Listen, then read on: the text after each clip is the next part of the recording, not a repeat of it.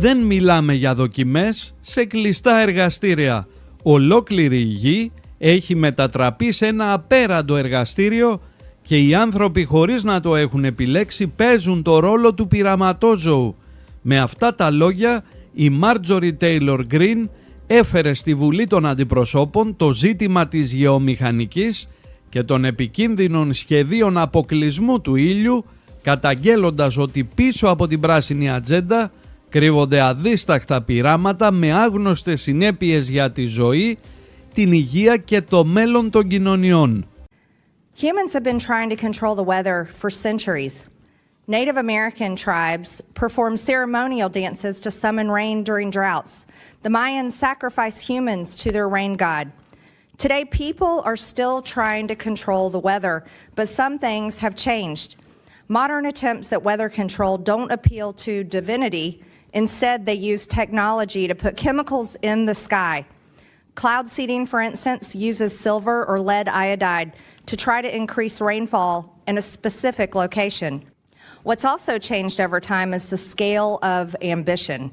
Today's advocates of geoengineering don't just want to address droughts or improve conditions for agriculture. They want to control the Earth's climate, to address the fake climate change hoax and head off global warming. That, of course, requires massive interventions. What methods do they use? One is to remove carbon dioxide from the atmosphere. Yes, the same carbon dioxide that keeps plants alive and prevents mass starvation. Another method they want to use is to block the rays of the sun from hitting the earth. You heard that right. Yes, the same sun that makes all life possible on earth. Some scientists think they can predict and control the impact of geoengineering. But even the best scientific models will never be able to capture all of God's wonderful creation and nature's mysteries. So we can predict the real impacts these global scale interventions would have little better than the Native Americans could know the impact of their rain dances. And we are not talking about experiments that take place within the four walls of a laboratory.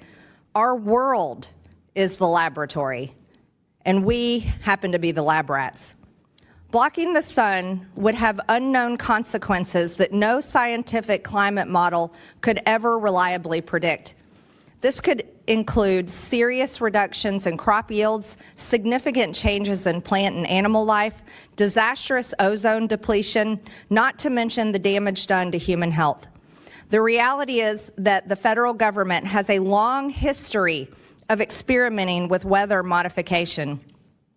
That includes a 1947 attempt by the military and General Electric to intercept a hurricane off the coast of Jacksonville, Florida. It includes an event in the 50s and 60s where the U.S. Army admitted to spraying a mysterious chemical fog over a neighborhood in St. Louis, Missouri, which residents now claim it is giving them cancer. It includes Project Storm Fury, a series of efforts in the 60s and 70s to weaken hurricanes by seeding clouds with silver iodide. And it includes Operation Popeye, an effort to create monsoons to aid our military efforts during the Vietnam War, literally weaponizing weather. While these are different events scattered throughout history, a serious campaign to commercialize geoengineering to fight global warming would be a vastly larger enterprise and profitable. Hundreds of billions of taxpayer dollars could disappear into the coffers of research universities and the academic scientists who beat the drum of global warming alarmism. Venture capitalists are already trying to get rich backing companies like Make Sunsets, which inject aerosols into the atmosphere to reflect sunlight back into space. It's worth asking, what if scientists could somehow manage to create a temperature dial that could be rotated to reliably set the global climate? Who would control the dial? After all, people in different regions prefer different weather conditions based on their local geography, economy, and way of life. The global climate impacts everyone and doesn't respect state or national borders. So would we need a world government to make choices on how to turn the climate dial? Where does it end? Despite the profound questions around geoengineering, the scientific community is pressing ahead, and they are getting financial support to do so from universities and left-leaning philanthropists like Bill Gates, who has funded geoengineering research. A June 2023 Biden White House Science Office report on solar engineering notes, academia, philanthropy, and the private sector have examined preliminary applications of climate intervention techniques such as stratospheric aerosol injection and marine cloud brightening, which are techniques classified as solar radiation modification, or SRM, intended to rapidly limit temperature increases. One thing we learned from COVID is that it's a mistake to allow the professional scientific community alone to determine federal science policy.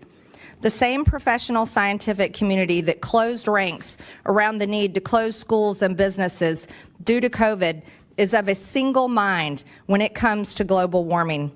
They are convinced that global warming is such an immediate risk to mankind that it justifies the catastrophic risk of blocking out the sun. It's for the greater good, they say. I don't think it's the job of the federal government to help these people play God with the weather.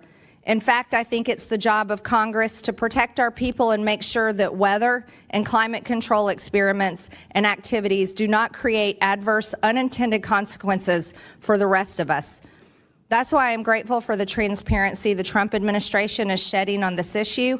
Leading this effort is EPA Administrator Lee Zeldin,